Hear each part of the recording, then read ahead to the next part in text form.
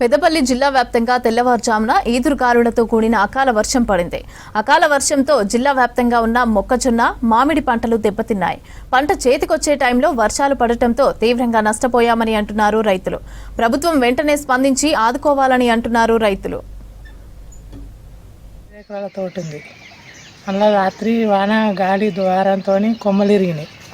మామిడికాయలు మొత్తం సగం రాలినాయి. మమ్మల్ని ప్రభుత్వం ఆదుకోవాలి. మరి మొన్న వర్షం, నిన్న గాలి ద్వారం, రాత్రి ఫుల్ గాలి ద్వారం వచ్చింది. కొమ్మలు కూడా అందులో బాగానే ఇరిగినాయి. కాయలన్నీ రాలిపోతున్నాయి. మా ప్రభుత్వం ఏదన్నా సహాయకరం చేయాలి, ఆదుకోవాలి.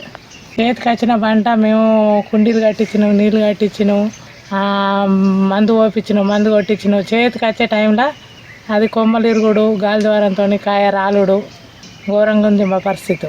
ఏదైనా ప్రభుత్వం ఆదుకోవాలి మమ్మల్ని. ఇంకా ఇవ్వలేదు. మేము పెట్టుబడికి ఇంత అప్పులే తీసుకొచ్చి పెట్టినాం.